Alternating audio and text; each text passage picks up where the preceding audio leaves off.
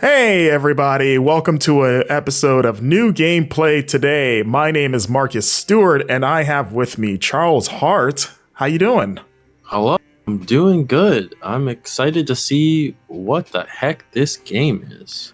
This game is Ultros, an upcoming action sort of like Metroidvania that is very, very weird. I've been playing it for, I played about probably like an hour and a half of it so far. We're looking at my gameplay footage right now. And normally in these things, I would just give you sort of my own personal synopsis of what the game is. But in this case, I'm just going to read the Steam synopsis for you real quick, just the passage, because I don't think I could do it justice. So this is the description verbatim. You wake up stranded after seemingly crashing your ship on the Sarcophagus, a giant space drifting cosmic uterus holding an ancient demonic being known as Ultros. Trapped in the internal loop of a black hole, you will have to explore the sarcophagus and meet its inhabitants to understand the part you play. So yeah, the space drifting cosmic uterus is what you're on right now. As you can see, do you understand what this game is now, Charles?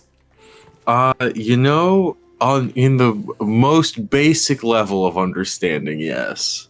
I don't know if when I was looking at the Steam page, it also uses the word psychedelic, and I was like, that's probably the most apt description I've found so far. That guy kind of looks like a mind flayer. Whoa. Yeah, a little bit. Kind of like a cool, he's got like an Undertaker hat. Psychedelic is a great way to describe this game. As you can see, it's got like more colors than like a Lisa Frank coloring book. It's just dripping with like if someone just took every highlighter they ever owned and just applied it to a game. And it's just Lisa Frank Metroid is what this is. Yeah, shout out to Lisa Frank. Hope she's still doing her thing. But it looks cool. Like it gives the game a unique look. I think the animation looks pretty nice. And I will say, having playing it so far, I think it plays pretty well. It's a, like I said, it's an action Metroidvania game. You're going around this giant sprawling space uterus, fighting all of these weird aliens with some hack and slash combat.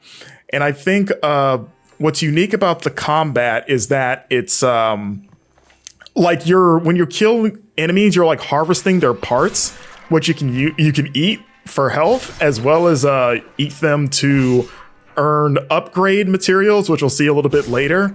But it's not just that you kill them, it's about how you kill them. So if you just beat them up and kill them, you'll get the part. But if you kill them either like basically cleanly, you'll get like a pure version of that part. So if you don't want to ruin the meat, so to speak, you got to execute sort of a powerful like precision kill, and then you'll get like the best version of it. So you see there, I got like a battered pom-pom larvae, which basically means that I wasn't clean with my kill. I just kind of beat him up.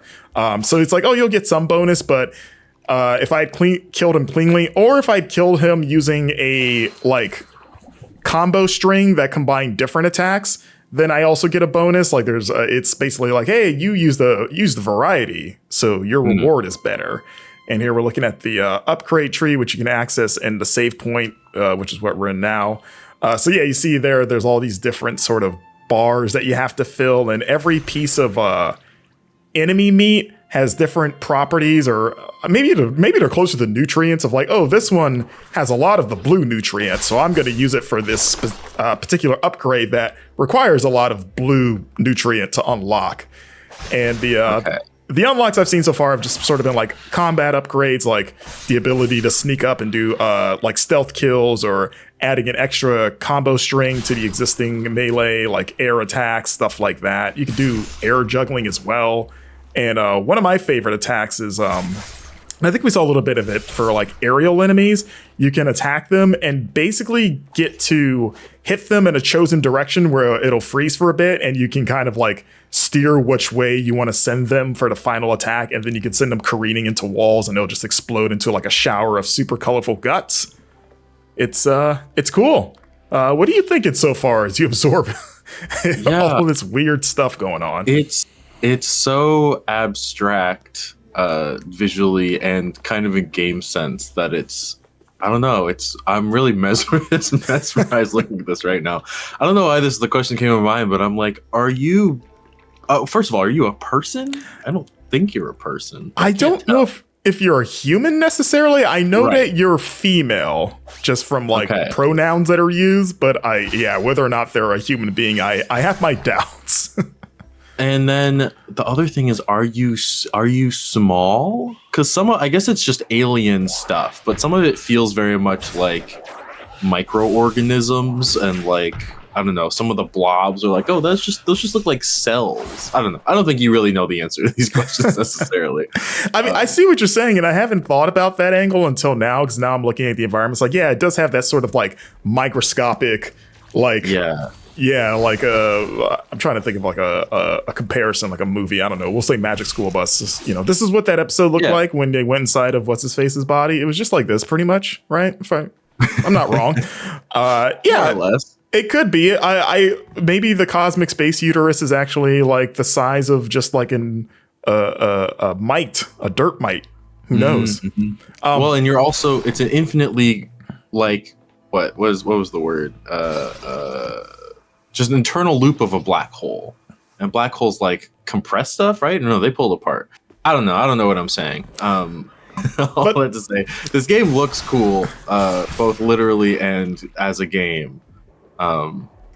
It's just, there's a lot of games right now, obviously that's an understatement, but it is really special when you can see a game and be like, this literally looks like not a game I've seen before, and I don't even know how. I don't even have the vocabulary to describe it. The next game that comes out that looks kind of like this, I'll be like, it looks like Ultros, because that's like the first point of comparison for me. Right, when the space uterus takes off, that genre will be pointing back to Ultros. I'm just gonna keep saying space uterus as much as I can.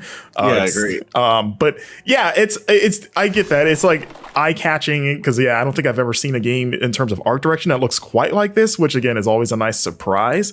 And like I said, the action feels good. There's the sort of thing I was talking about where you can send them flying in a direction.